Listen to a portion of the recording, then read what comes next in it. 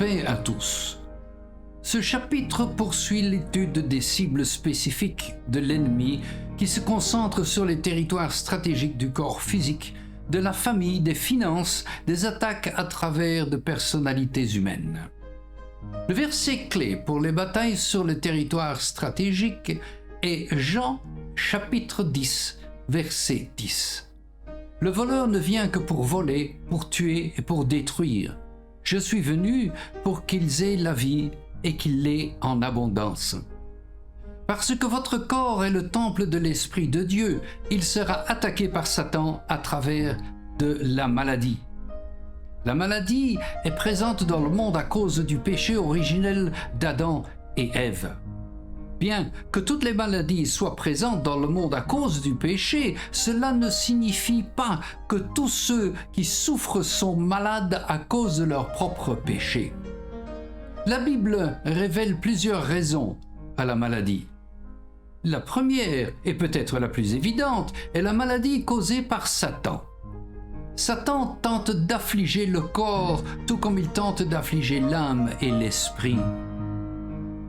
Votre corps n'est pas plus à l'abri de ces attaques que votre esprit l'est du découragement, de la condamnation, etc. Mais la maladie peut aussi être utilisée comme un châtiment pour faire face au péché. Pour un exemple, voir l'histoire de Myriam dans Nombre chapitre 12. Lors d'une guérison effectuée par Jésus au cours de son ministère terrestre, il a dit à la personne qui en bénéficiait « Tu as été guéri. Ne pêche plus, de peur qu'il ne t'arrive quelque chose de pire. » Une maladie pour la gloire de Dieu est une maladie causée par Satan, mais que Dieu utilise pour sa gloire lorsque la guérison physique se fait par la prière. Ce type de maladie est une attaque physique directe de Satan. Lorsque les contre-stratégies de victoire sont appliquées, cette attaque physique peut en fait apporter la gloire à Dieu. Toute maladie n'est pas causée par le péché ou Satan, ni comme châtiment. La maladie peut résulter de la violation des lois naturelles. Par exemple, vous pouvez tomber malade parce que vous ne mangez pas correctement ou vous vous casserez probablement la jambe si vous sautez du haut d'un cocotier. La tentation d'enfreindre les lois naturelles est une attaque directe de Satan sur votre corps. Il vous tente de manger mal et de ne pas prendre soin de votre corps parce qu'il sait qu'il peut en résulter une maladie qui entravera votre efficacité pour Dieu.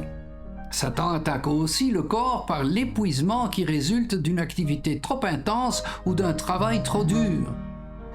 Lorsque vous êtes extrêmement fatigué physiquement, Satan en profite pour lancer des attaques spirituelles. Satan est venu à Jésus lorsqu'il était épuisé de 40 jours de jeûne. Lorsqu'Élie était fatigué par de grands exploits spirituels, il était tellement découragé qu'il voulait mourir. Bien que la mort physique doive arriver à tous les hommes jusqu'au retour du Seigneur Jésus-Christ, Satan tente de provoquer une mort prématurée. Il tentera les gens à se suicider. Il vous fera également craindre les maladies ou les accidents qui pourraient entraîner la mort. Satan incite également les gens à abuser de leur corps physique en y introduisant des substances toxiques telles que des drogues ou des boissons alcoolisées. Il sait que ces substances toxiques peuvent entraîner des maladies, des troubles mentaux et la mort. Lorsque vous êtes malade, cherchez le Seigneur pour déterminer la cause de votre maladie. Avez-vous violé une loi naturelle qui a entraîné votre maladie? Par exemple, avez-vous mal mangé ou bu de l'eau impropre à la consommation? Avez-vous maltraité votre corps en y introduisant des substances toxiques telles que la fumée de cigarettes? Si vous avez violé des lois naturelles, Dieu peut encore vous guérir. Mais vous devriez faire preuve de plus de sagesse à l'avenir. Rappelez-vous que votre corps est le temple du Saint-Esprit de Dieu. Cessez d'enfreindre les lois naturelles et prenez davantage soin de votre corps. Il est également important de s'en souvenir en cas d'épuisement. Jésus a appelé ses disciples à se reposer lorsqu'ils étaient épuisés par leur ministère. Lorsqu'Élie était fatigué et déprimé, il s'est reposé sous un arbre et Dieu lui a envoyé un ange avec de la nourriture physique. Élie a attendu d'être à nouveau touché par Dieu et d'avoir retrouvé ses forces physiques avant de relever de nouveaux défis dans son ministère. Lorsque la maladie résulte d'un châtiment pour le péché, elle n'est pas causée par Satan et lier le pouvoir de l'ennemi ne servira à rien. Seule la repentance et le retour à Dieu apporteront le soulagement. En ce qui concerne les attaques physiques causées par Satan, il est important de se rappeler qu'en tout croyant, Dieu contrôle votre vie. Satan ne peut pas vous toucher physiquement ni prendre votre vie sans la connaissance de Dieu. Le Dieu qui a créé le corps humain a le pouvoir de guérir ce corps. Réclamez ces promesses de guérison lorsque vous subissez les attaques physiques de la part de Satan. Lorsque Satan vous attaque physiquement, faites appel aux prières d'autres croyants, y compris les anciens de l'Église et ceux qui ont le don spirituel de guérison. La mort physique fait partie du processus de la vie jusqu'à la fin des temps tels que nous les connaissons. Les croyants ne doivent pas la craindre car nous avons la promesse de la vie éternelle. Satan ne peut pas prendre la vie d'un croyant avant le moment fixé pour sa mort, comme l'illustre l'histoire de Job. Cependant, Dieu n'annule pas la volonté de l'homme. Si une personne est tentée par Satan de se suicider et qu'elle cède à cette tentation, Dieu n'annulera pas l'acte de sa volonté. Satan peut également vous attaquer par l'intermédiaire de personnalités humaines. Satan peut utiliser des personnes de votre entourage pour vous attaquer spirituellement. L'attaque peut venir de votre famille, de vos amis, de vos ennemis, de vos associés ou même d'étrangers. Les personnalités humaines peuvent être déguisées en anges de lumière, en apôtres et en ministres de la justice. Mais Satan agit en réalité par leur intermédiaire. Mais Satan a aussi d'autres façons d'utiliser des personnalités humaines. Satan utilisera des personnes pour vous donner de mauvais conseils. La prophétie est l'un des dons du Saint-Esprit, mais Satan a aussi des prophètes. Les prophéties personnelles faites par des personnes humaines ne sont pas toujours inspirées par Dieu. Les attaques de Satan se feront par l'intermédiaire d'amis de confiance, mais aussi d'ennemis ou d'incrédules. Satan se sert des gens pour vous faire dévier du plan de Dieu pour votre vie. Satan essayera d'attirer votre attention sur les autres plutôt que sur Dieu. Satan vous tentera par l'émulation, qui est une œuvre de la chair. L'émulation consiste à essayer d'imiter, d'égaler ou d'exceller les autres, de les copier, de rivaliser avec eux. Tant que vous serez occupé à faire cela, vous ne suivrez pas le modèle de ministère que Dieu a pour votre propre vie. Satan se servira des gens pour vous tromper. Les gens vous abandonneront. Satan essaiera d'entraver vos objectifs spirituels par rapport aux autres et provoquera la confusion et la discorde. Satan se servira aussi des autres pour influencer les circonstances de votre vie. En ce qui concerne le transfert d'esprit, il est très important de choisir soigneusement ses amis et associés. Il s'agit d'une contre-stratégie importante pour remporter la victoire sur les attaques de Satan lancées par l'intermédiaire d'autres personnes. En choisissant soigneusement ses proches associés, on élimine beaucoup de tromperies, de désertions, de désaccords, de conseils erronés, d'entraves au progrès spirituel. Mais deux autres contre-stratégies importantes permettent de remporter la victoire sur les personnalités humaines. Premièrement, obéir à Dieu plutôt qu'aux hommes. Deuxièmement, ne suivez les autres que dans la mesure où ils suivent Dieu. N'acceptez pas les conseils ou les prophéties de qui que ce soit s'ils ne sont pas en accord avec la parole écrite de Dieu. N'admirez pas et ne suivez pas le leadership de ceux dont la vie n'est pas conforme à la parole de Dieu. Reconnaissez que vous ne réussirez que si vous suivez le plan de Dieu pour votre vie. Vous ne réussirez pas en imitant les autres. Vous ne devez pas vous laisser détourner par ceux qui vous entourent. Vous devez vous fier à la révélation et non à l'imitation. Bien que votre entourage puisse manipuler les circonstances qui vous affectent, rappelez-vous que Dieu est toujours aux commandes.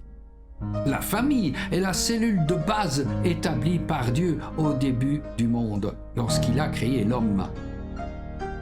Dieu a toujours mis l'accent sur la famille. Il a créé une nation d'élus à partir de la famille d'un seul homme, Abraham.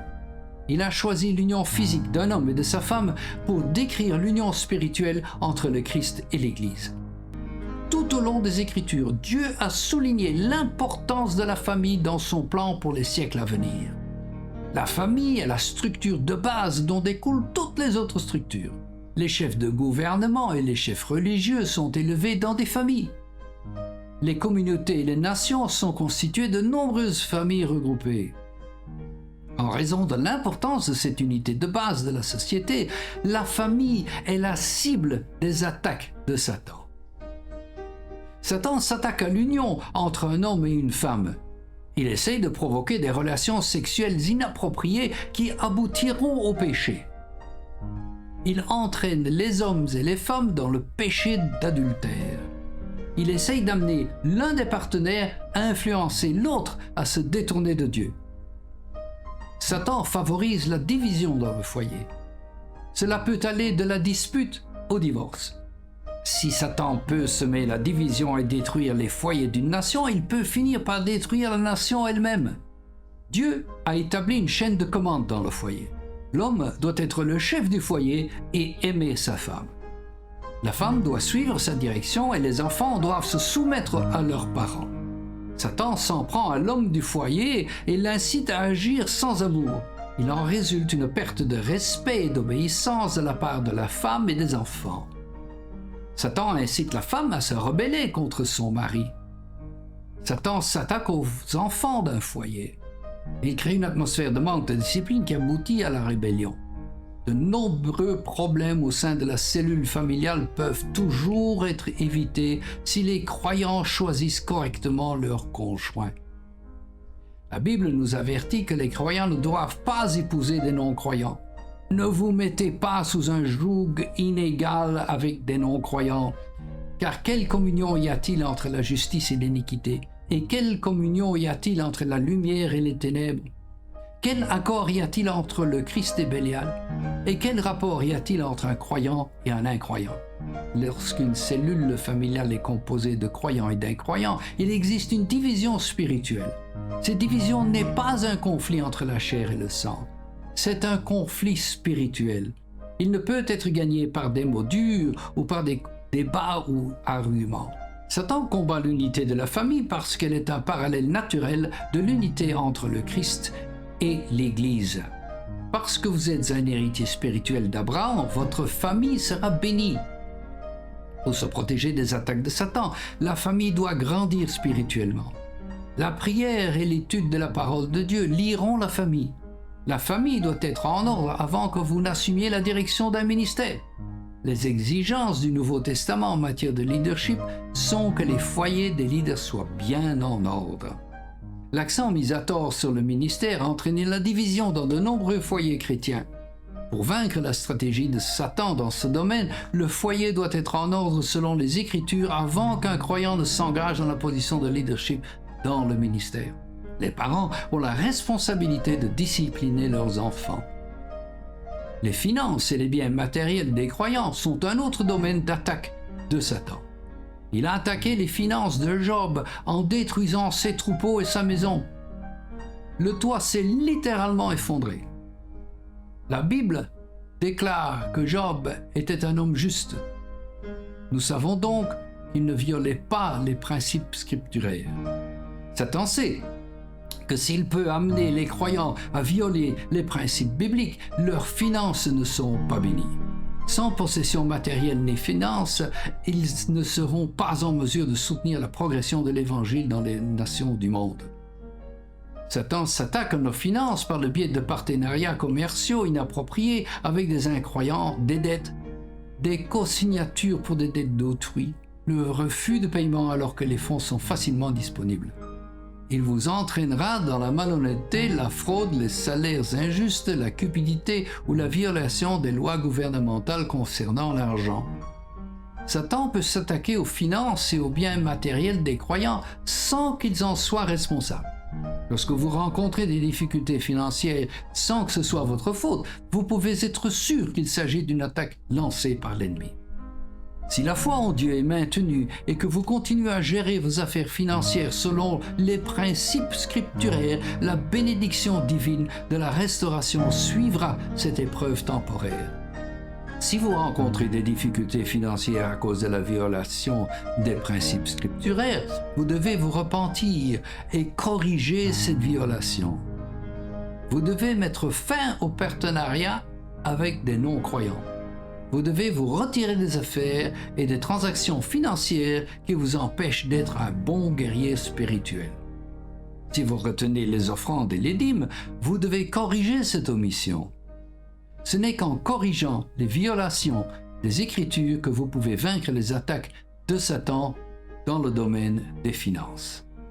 Dans le prochain chapitre, nous parlerons de la formation avancée. Que Dieu vous bénisse. Amen. Si vous avez apprécié cette vidéo, veuillez vous abonner car cela contribuera à la diffusion de la parole de Dieu par le biais de ce canal.